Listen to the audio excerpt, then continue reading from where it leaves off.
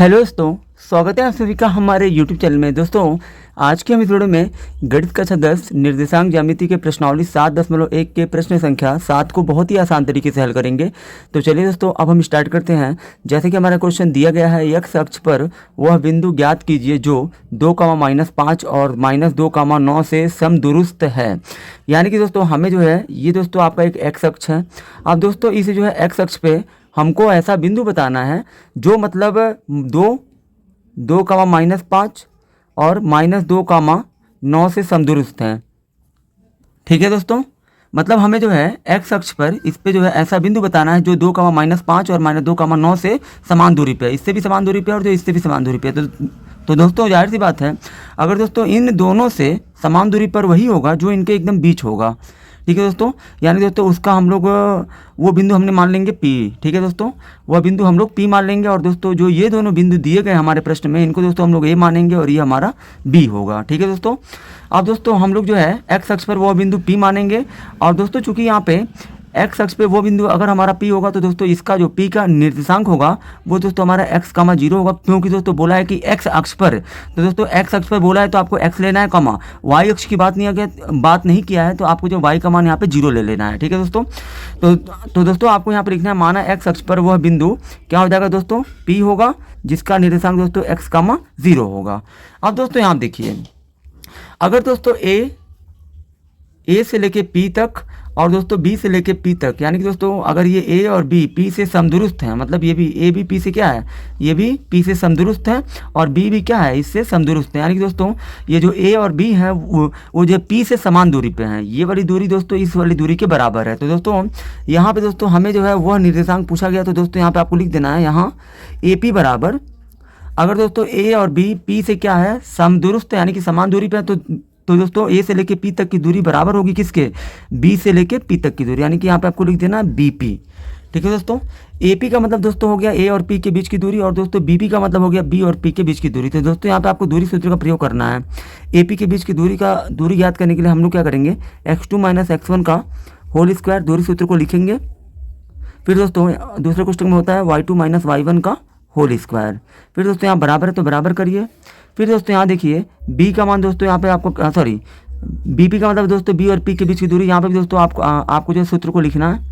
फिर दोस्तों यहाँ देखिए प्लस y2 माइनस हो जाएगा आपका y1 का होल स्क्वायर।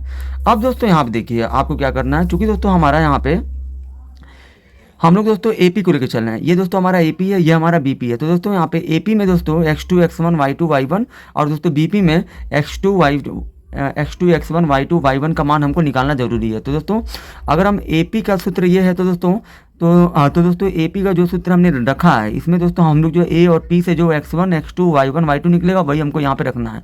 तो दोस्तों A और P की बात है तो दोस्तों यहाँ पे x1 आपका 2 होगा, x1 के बाद y1 होता है, x2 के बाद y2 होता है। x2 का मान दोस्तों यहाँ पे x हो जाएगा, y2 का मान 0 हो जाएगा। तो दोस्तों यहाँ पे x2 का मान आपको दोस्तों रख देना है। यहाँ दोस्तों देखिए x2 का मान दोस्तों यहाँ पे कितना दिया, x दिया है, तो यहाँ पे x2 का मान हो जाएगा x माइनस। फिर दोस्तों x1 का मान यहाँ पे 2 दिया है तो 2 रखिए। फिर दोस्तों स्क्वायर है तो स्क्वायर प्लस y2 का मान दोस्तों कितना दिया है, 0 माइनस है। दोस्तों y1 का मान भी माइनस है, यहाँ पे माइनस है, यहाँ पे माइनस है, तो दोस्तों माइनस माइनस हो जाएगा ये प्लस। y1 का मान 5 है तो यहाँ पे 5 रखिए, स्क्वायर है तो स्क्वायर। फिर दोस्तों बराबर, फिर दोस्तों यहाँ देखिए x2 - x1 है, x2 का मान दोस्तों यहाँ पे दोस्तों ये वाला दोस्तों जो पार्ट है, ये वाला जो है दोस्तों ये जो है BP के लिए सूत्र है, यानी दोस्तों B और P के बीच की दूरी। तो दोस्तों B और P से हमको x1 x2 y1 y2 का मान हमने निकाल लिया है। अब दोस्तों यहाँ पे आपको रख देना है, इसमें x2 का मान दोस्तों हो जाएगा x माइनस, x1 का मान दोस्तों हो जाएगा आपका -1, x1 का मान दोस्तों -1 दिया है। ठीक है दोस्तों, यहाँ सूत्र में माइनस होता ही है, x1 का मान भी माइनस में, तो दोस्तों ये माइनस और ये माइनस का गुणा करके यहाँ पे लिख दीजिए प्लस। यहाँ दोस्तों x1 का मान आपका हो जाएगा 2। फिर दोस्तों यहाँ देखिए स्क्वायर है तो स्क्वायर करिए, फिर प्लस y2 का मान दोस्तों आप कितना दिया है, 0 दिया है, माइनस y1 का मान दोस्तों 9 दिया है तो यहाँ पे आप 9 लिखिए, स्क्वायर है तो स्क्वायर। अब दोस्तों इसके बाद आपको क्या करना है, इसके बाद दोस्तों आप जो दोनों पक्षों को आपको हल करना है।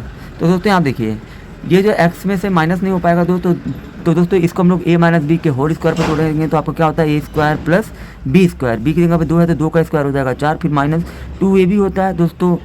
तो दोस्तों यहाँ देखिए 2ab, 2 हो गया फार्मूले का, a की जगह पे x है, b की जगह पे 2 है।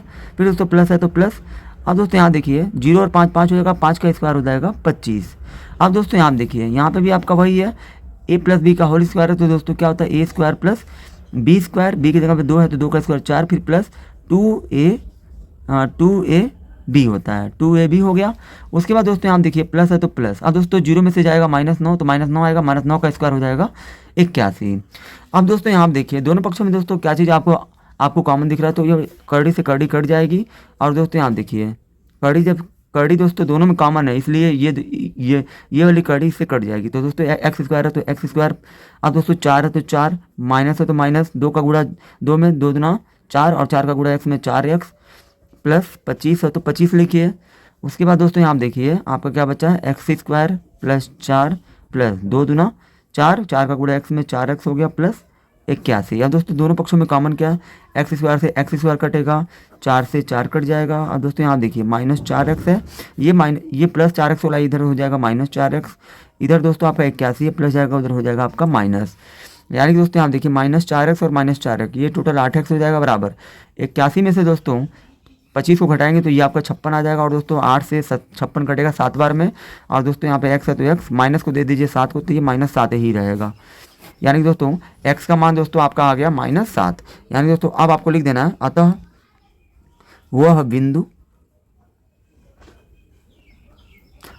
बिंदु दोस्तों हमने क्या माना था, p x, 0 माना था।